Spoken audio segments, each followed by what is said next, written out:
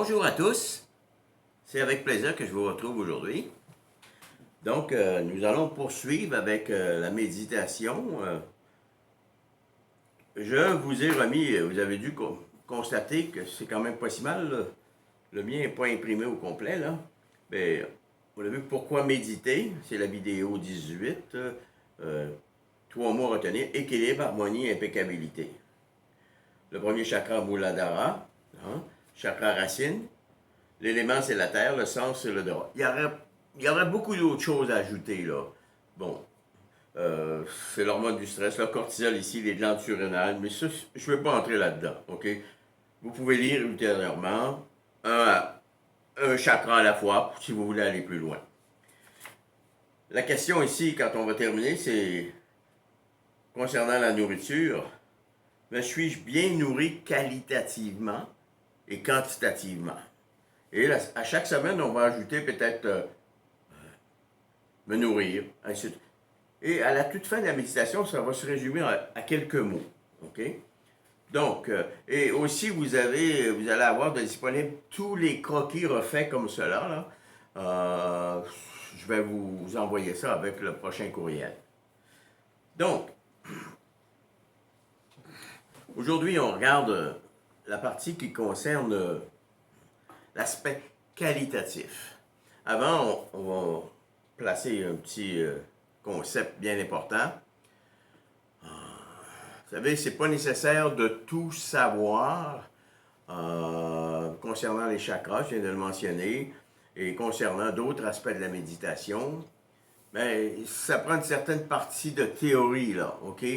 Moi, mon but, c'est de vous transmettre des connaissances qui vont faire en sorte que vous allez croire, que vous allez comprendre que c'est important de méditer et tout ce qui est en arrière de ça.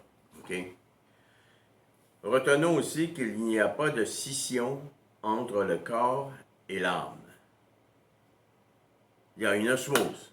Et c'est pour ça que Médard Beauce, rappelez-vous, dit la maladie physique ou psychologique, mentale, c'est pas l'expression de, ça voudrait dire qu'il y aurait deux choses.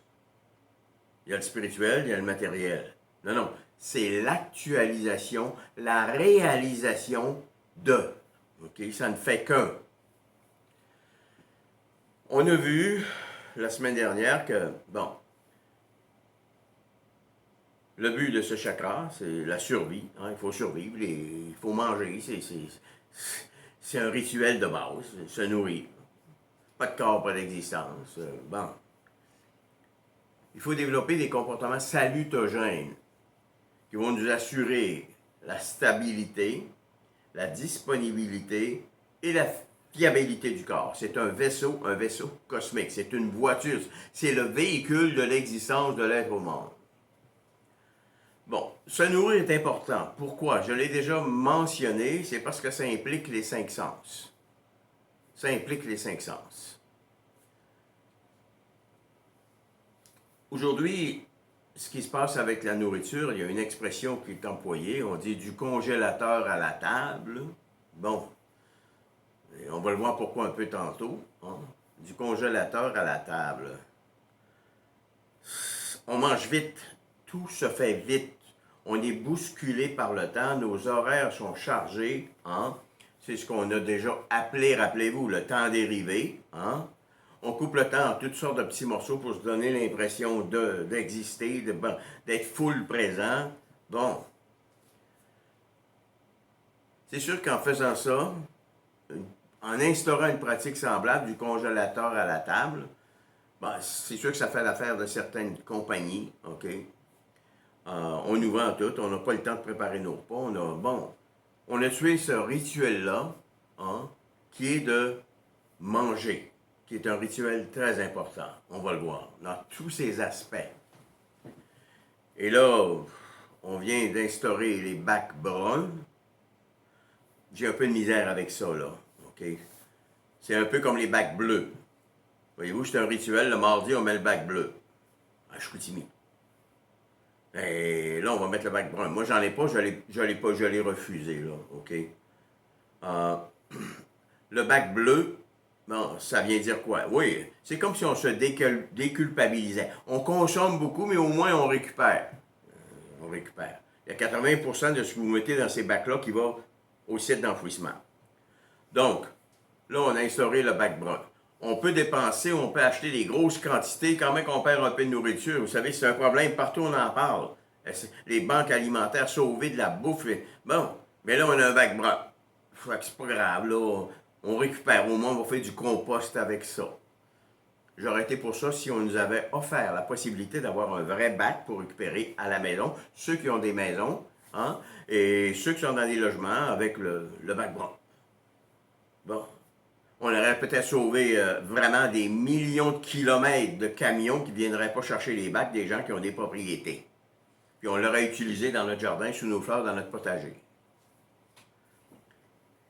Le fait de se nourrir est relié à des émotions.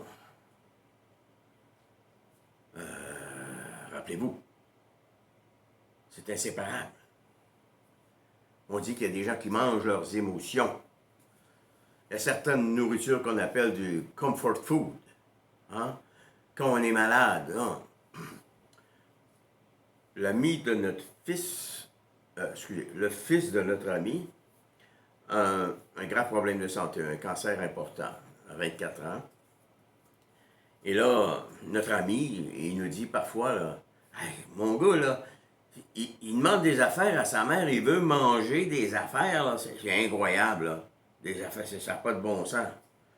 Mais voyez-vous, il y a quelque chose là, OK? Si le corps est en danger, est menacé de mort, tout l'aspect immatériel prend comme le dessus. Nathalie, ma compagne, a accompagné son père quand il était mourant, et elle disait, mais il demande des affaires, là, les affaires, j'achète ça, j'amène ça, mais il ne mange même pas. Voyez-vous, quand on ne peut pas se projeter au plan physique parce que la mort s'annonce, ben, ça se peut qu'on soit complètement dans l'immatériel, dans des souvenirs, dans des... Bon, on ne peut pas... Oh, bon, c'est normal. Donc, je vais vous donner ici quatre exemples très importants parce qu'il faut que ce soit bien ancré, ça. Le corps et l'âme, le matériel et le spirituel ne font qu'un.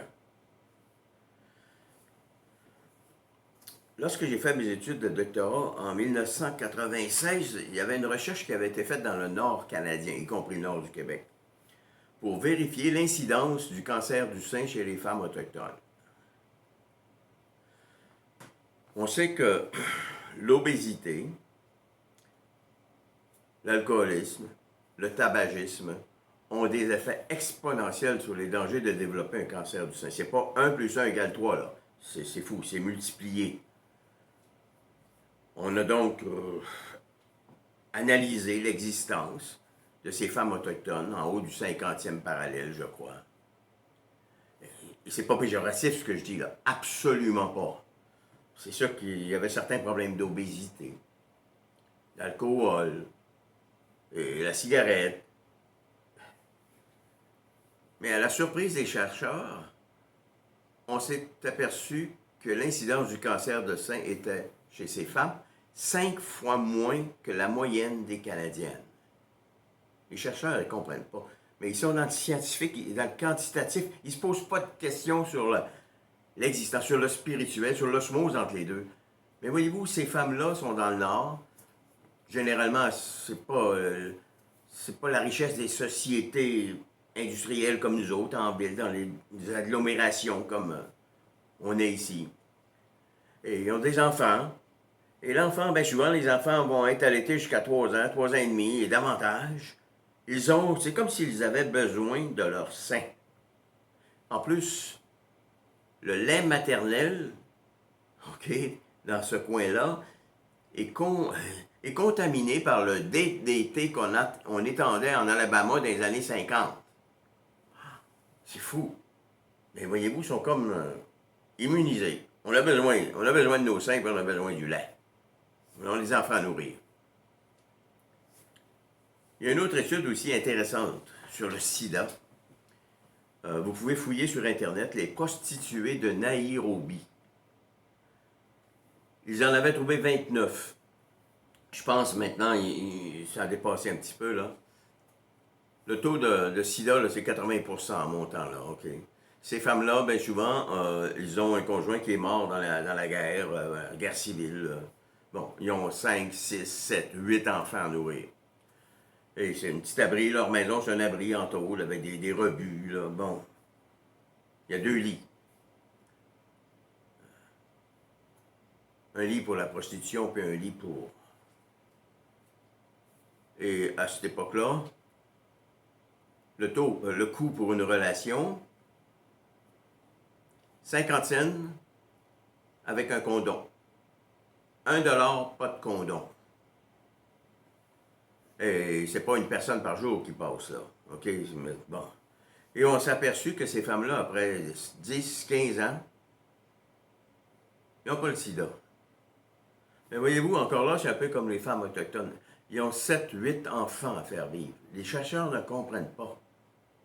Mais il y a peut-être une façon, il faut survivre. J'ai 7, 8 enfants à nourrir. Bon. Vous savez, nous sommes un ensemble de bactéries. On dit peut-être 1000 milliards. Jacques Antonin, que j'écoutais, disait peut-être 1000 milliards de bactéries. Bactéries, c'est le premier vivant. À partir de la lumière, c'est bon. Premier organisme vivant. Et récemment, aux États-Unis, on a fait des tests et on a mis des bactéries dans des conditions démesurées, là, au niveau de la radioactivité, au niveau de la température, c'est inimaginable. On les a dans une substance chimique où il n'y a pas d'oxygène, il n'y a pas de lumière. Et à un moment donné, les bactéries disparaissent. Et après 3 jours, ils réapparaissent. Les chercheurs ils ont dit, ils ressuscitent, un mot qu'ils n'emploient jamais, là. Ils ressuscitent. Et là, ils vont faire baisser la radioactivité, ils vont tout reconstruire. Et nous sommes des bactéries. Et ça, voyez-vous, et là, ça veut dire une chose. Oui, on nous empoisonne avec le Roundup, Monsanto et bien d'autres. On nous empoisonne. Il y a bien des choses qu'on nous vend. C'est fou. Quand vous lisez ça en arrière, là, seulement qu'un 7-Up, là, vous lisez en arrière tout ce qu'il y a là-dedans, c'est épeurant. On nous empoisonne, OK? C'est bourré de sucre et de sel. Bon. Pour créer une addiction, une dépendance. Il n'y a plus rien qui goûte. Donc, on nous empoisonne. Mais voyez-vous, on va voir que dépendamment du lien qu'on a avec le sacré, vous allez voir qu'est-ce que j'entends par ça tout à l'heure.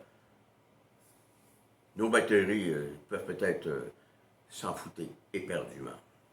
Mais si vous mangez quelque chose, si vous mangez, vous allez, ils vont nous tuer, ils vont nous faire mourir. Ben, c'est sûr que vous allez mourir. Rappelez-vous, ma soeur, j'aimerais autant mourir. Elle en est morte, ça a pris 9 mois. Elle était en parfaite santé. Donc, les émotions. Important, donc, peu importe ce qu'on mange, c'est sûr, on peut s'aider. Et vous allez voir quel effet ça a sur le spirituel, le visuel, l'auditif, l'olfactif, le goûter, le toucher.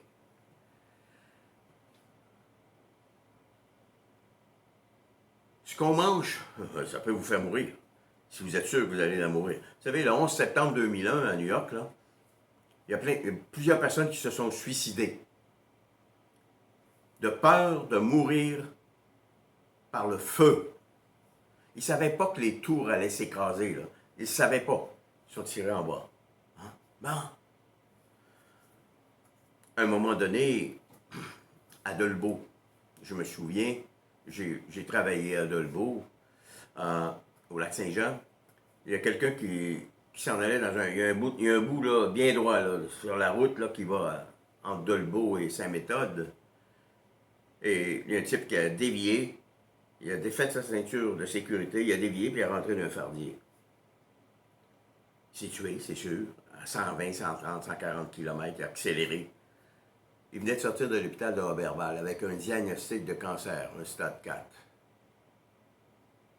Mais voyez-vous, d'abord, Peut-être qu'il y a eu une erreur médicale. J'ai été victime de ça. Moi, on m'a diagnostiqué un cancer, un liposarcome agressif. Je me suis fait opérer à l'Hôtel-Dieu à Québec. Ils ont dit c'est une erreur, c'est inoffensif, il n'y a rien. Mais peut-être que c'est une erreur médicale et peut-être qu'il aurait pu s'en sortir, peu importe. Mais voyez-vous, il est mort. Il s'est tué. Bon, le faux peut nous faire mourir. Ça aurait pu être vraiment un faux diagnostic. Regardons sur la question de la qualité, la convivialité. Bon, c'est sûr que si vous êtes tout seul dans votre appartement, en partant, c'est dole. Hein? Se faire à manger tout seul, des gros repas, et ainsi de suite. J'ai été seul 5 ans avant de connaître ma conjointe. Bon, j'ai fait des efforts magistraux, là, OK? Mais tous les midis, là, j'allais manger où elle travaillait. Un bon restaurant. J'ai été 20 ans, longtemps à la cuisine ici. C'était un très bon. Au moins, je me payais vraiment un bon repas, là, OK? La convivialité. Je veux dire, quand on mange, là, il ne devrait pas avoir de TV. Voyez-vous, quand je vous dis équilibre, là, nous, le vendredi soir, des fois, on fait des tournois de poker sur Internet. On aime ça. On ne met pas beaucoup d'argent là-dedans. Là. C'est une distraction. Ça nous fait sortir de nos... bon. J'imagine que vous savez que je suis pas mal souvent dans mes affaires. J'adore ça, le poker. On joue. On met une petite table et on va manger soit une pizza, on va voir tantôt, hein? Bon, ou d'autres choses là, devant la TV. Mais généralement, quand on est avec les enfants, il n'y a pas de TV, il n'y a pas de téléphone. On a 4 petits-enfants. Il n'y en avait pas. Oubliez ça. Quand on a des amis, on va peut-être mettre une petite musique de jazz. Petit jazz. C'est pas le temps de mettre Daddy Yankee, là, hein, quand on soupe. Bon, pour danser après souper, c'est parfait. Aussi, les gens avec qui on est. Le décor. Ma conjointe, elle a un set de cuisine. Quand on a du monde, on met le beau set de cuisine. C'est beau. L'éclairage. OK? Bon. Et là, j'ai commencé les bouquets là, cette semaine. Je vais en avoir jusqu'au mois de janvier. Là. Des bouquets. Je prends le couple des affaires séchées. Je fais des beaux bouquets. Bon. Convivialité. Au mois de juillet, nous avons déménagé la fille de ma conjointe avec les 4 petits-enfants à Montréal. On partait d'ici avec mon camion. J'ai un camion, mais faites-vous en pas. Il y a 14 ans, il y a 300 000 km. On partait avec le camion, avec une remorque plein chargée là, au bouchon. On se levait à 3h30, on partait à 4h. 5 heures pour aller à Montréal. Et là, notre fille est monoparentale. Fait que moi, je touche à tout. C'est plaisant, un beau-père qui fait un peu tout. Installer les cordes, arranger les affaires, collecter sécheuse laveuse, plein de choses, l'air climatisé, tout. Et là, à 6 heures, on arrêtait. On avait une chambre de louer dans un hôtel à Boucherville. Bon. Là, pas besoin de vous dire que la convivialité, là, on est resté, on est épuisé. Là, on se commande une pizza avec des frites puis du coke. On mange dans le lit. Puis après ça, on se couche, on dort, merci. Mais voyez-vous, le problème, c'est que si vous méditez, ça fait 7 jours de suite que, mettons, vous méditez tous les jours. Et là, ça fait 4 jours de suite que ça vous arrive. Vous, 4 sur 7, mangez de la pizza avec des frites, puis quelque chose qui ne marche pas, là. Une fois à l'occasion, c'est correct. Vous peinturez un appartement, vous avez 10 minutes pour manger. Bon, ben, une pizza puis un coke, c'est parfait, là. C'est pas le temps d'allumer des chandeliers, puis bon, mettre de la musique de Dexter Gordon. Donc, convivialité. Il y a, le premier sens, moi, je pense qui est impliqué, c'est la vue. Le manger. D'abord, la vue. Quand c'est le temps des fraises, il y a des fraises sur le comptoir, des bleuets, des framboises. Les framboises, on les ramasse nous autres mêmes. Bon, la vue, le manger, c'est beau. Mais si vous passez du congélateur à la table, il n'y a pas grand-chose à voir. Vous prenez ça, vous mettez ça dans le fourneau. Mais le comptoir est plein, les légumes, bon, la vue. Et quand on voit ça, moi, on le sait que si les légumes sont beaux, sont verts, sont beaux, c'est parce qu'il y a des gens qui s'en sont occupés dans les champs. Parce qu'il y a plu. Ben, c'est plaisant. Quand il pleut, il y a des gens qui chialent, puis ben, c'est parce qu'il y a des choses qui poussent dans les champs. Il y a des gens qui vont travailler, qui vont récolter, on va le manger. À Montréal, vous avez les marchés à Atwater, le marché Jean Talon. Vous avez des fermes alentours. Le visuel, écoutez, nous, on s'est fait un petit potager sur la galerie. J'ai un tout petit terrain, moi, ici. J'ai une petite maison, un étage et demi, là. On a un potager. Vous saviez ce qu'on ramasse là-dedans? Je ramasse, on met ça là. Là, il y a plein de tomates sur le bord de la fenêtre là, qui vont venir rouges. Et Nathalie a fait des choses avec ça. C'est fantastique. Donc, tout ça, le potager, les champs, quand on voit ça, la vue, hein, on voit, voyez-vous, rappelez-vous, on ne voit pas avec nos yeux. On perçoit avec nos yeux. Fait que de voir ça, ça nous amène ailleurs que d'ouvrir un pot avec les confitures grand-maman, je sais pas quoi, là. Bon, on voit pas grand-chose, là. OK? Donc, tout ce qu'on peut voir, pousser, regarder, aller acheter dans une ferme, bon. Et aussi, il y a la table. Comment on va préparer ça? Comment? Une des plus belles choses qui m'a touché, moi, quand j'ai connu Nathalie, les enfants venaient le lendemain, et ils déjeunaient, ils étaient couchés. J'ai descendu la nuit pour aller à la salle de bain, et la table était toute montée. Ouais, j'avais jamais vu ça. C'est convivial. Les enfants vont se lever, la table est déjà toute montée. Ça prend le même temps, la monter le matin ou la monter le soir. Ça veut dire quoi? Je vous aime, je prends attention de vous autres. C'est ça la convivialité. L'odorat. Dans l'odorat, on va passer vite, là. Si vous achetez du congélateur à la table, là, tout est congelé, tout est scellé, tout est empaqueté. Il n'y a rien qui sent. Il n'y a rien qui goûte même. On l'a dit tantôt, c'est sucré, c'est salé. Bon, l'odorat. Hey, quand on fait à manger, je vous l'ai dit la semaine passée, ça sentait. Ah! Un bœuf aux légumes. Ah, soda! Si vous faites du pain, si vous faites... L'odeur. L'odorat. Quand on mange, on sent, hein? On l'a vu, hein? Le repas, l'assiette, c'est beau. L'odorat. L'audition. Les paroles. C'est pas le temps de parler, de régler des gros problèmes comme avant de se coucher d'ailleurs. C'est pas le temps de régler des problèmes importants lors d'un repas. Si c'est trop stressant, vous allez commencer des brûlements d'estomac, hein? Reflux gastrique. C'est pas le temps. On fait une pause. Temps mort. Donc, l'audition, les paroles, la musique. On entend bouillir l'eau, on a un petit, je sais pas comment on appelle ça, là. Ça sonne, là, ça fait 15 minutes. Oh, le four, on le met, le pré-heat, il nous le dit. Il a atteint sa température. Les sons, avec le couteau, couper les légumes. Ah, se nourrir, c'est le premier rituel, c'est le rituel le plus important. L'audition. Et quand on a des amis, c'est encore plus. Et là, on voit les légumes, on peut même, si vous avez du bon pain que vous avez acheté chez le boulanger, euh, bon, souvent on achète du pain, la deuxième journée il est à 50%, mais c'est du pain que un artisan a fait, Serge. Et on le voit, il travaille, il fait son pain. Et quand on mange ce pain-là, on peut presque voir hein, le vent qui va hein, dans un champ de blé, bon, d'avoine, ainsi de suite. Si c'est un pain 7 grains, bon. Donc, le toucher maintenant. On touche les aliments. Quand vous faites à manger, bon, les fraises, bon, quand on touche, il y a des pays encore hein, où on mange, il y a un plat dans le milieu, et là, les gens mangent avec leurs mains. Nous, on a inventé les ustensiles. On s'est coupé du toucher. Il reste encore le pain qu'on peut un peu, bon. Nous, on achète une baguette, des fois, on le met là, chacun, on se prend un morceau. On se prend un morceau de pain. On ne prend pas un couteau puis le coupe. Non, on se prend un morceau de pain. C'est significatif. C'est ça qui me garde en vie. Donc, le toucher, les ustensiles. On pourrait peut-être des fois aller voir chez les berbères comment ils fonctionnent, comment ils mangent. Une poignée de riz. Bon.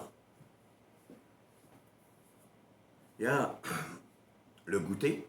Ben, c'est sûr que le goûter. Écoutez, des fois, quand Nathalie fait du gâteau ou fait le crémage, je suis dehors en train de travailler, elle ouvre la porte, moi j'ai là, et là, elle me donne la spatule avec du crémage.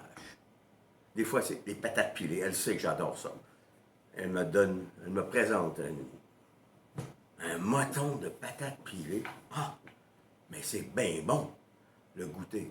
Donc, quand on mange, on goûte, on goûte, on goûte.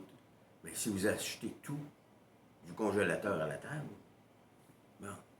Voyez-vous, on est un peu embarqué dans la consommation de nourriture comme dans la consommation de tous les biens.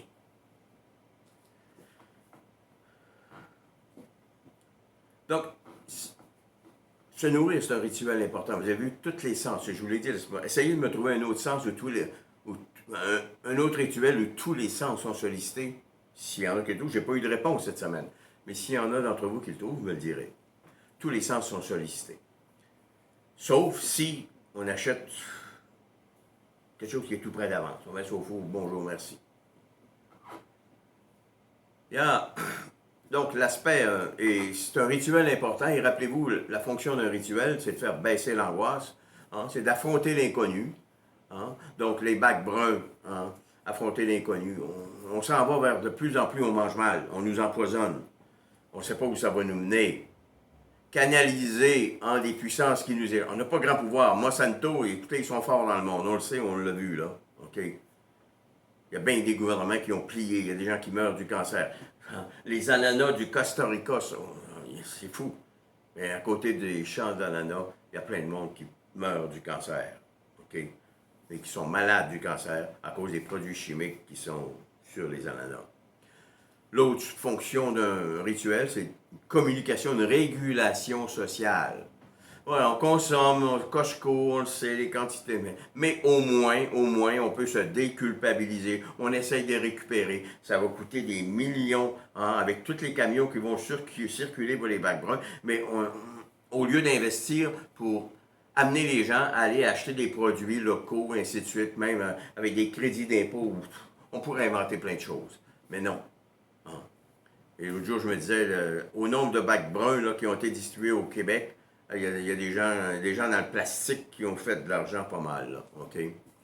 Donc, vous voyez que la qualité, c'est important. Là. Quand vous mangez une pomme, là, c'est pas rien que la pomme que vous mangez. Il y a des gens qui ont des vergers, il y a des gens qui les soignent, il y a la pluie qui a tombé, il y a la lumière. Voyez-vous, la nourriture, c'est une communion entre le profane, mon corps, ça prend un corps pour exister, et le sacré. Le sacré, c'est pas des dieux, là. Le sacré, ça veut dire qu'il y a quelque chose de plus grand qui fait que j'ai plein de nourriture. J'ai plein de nourriture. Donc, pour la quantité, on verra, c'est pas compliqué la quantité. On verra, hein, la quantité. Quand vous mangez, une question à se poser. Hein, au niveau de la qualité, est-ce que j'ai bien mangé aujourd'hui qualitativement? La seule question à poser. Quantitativement, est-ce que j'ai bien mangé? Ah, écoutez, c'est sûr que quand on va chez Costco, on achète des grosses quantités. Hein? Bon, on peut en mettre plus. Dans les tout inclus, les gens, j'ai payé, c'est tout inclus. Les gens qui vont dans les buffets. Hein? Bon, c'est sûr quand on est en vacances, ça se peut qu'on mange plus, là. C'est correct qu'on va à une fête. Bon, nous, on allait le dimanche matin, une fois par année, le brunch à Saint-Irénée, là, brunch musical. Mais c'était tous des produits locaux. Bon, c'est sûr qu'on mangeait plus qu'un déjeuner ordinaire. C'est correct, là. Mais voyez-vous, c'est quand vous allez méditer, est-ce que j'ai trop mangé aujourd'hui? Mais si ça fait, sur 7 fois que vous méditez, 5 fois que vous avez trop mangé, bon, tu sais, donc, des assiettes, on mange, bon. Donc, voyez-vous, c'est les questions à se poser. On va revenir là-dessus un peu. On a vu l'aspect qualité. L'aspect quantité, c'est pas compliqué. Hein? Donc, je vous laisse là-dessus. La semaine prochaine, l'aspect financier. Et peut-être un autre avec ça. On verra le temps que ça prend. Je vous remercie. Je vous souhaite une bonne fin de semaine. Et vous avez le petit questionnaire ici. Hein? Les 2 seules questions qu'on rajoute cette semaine.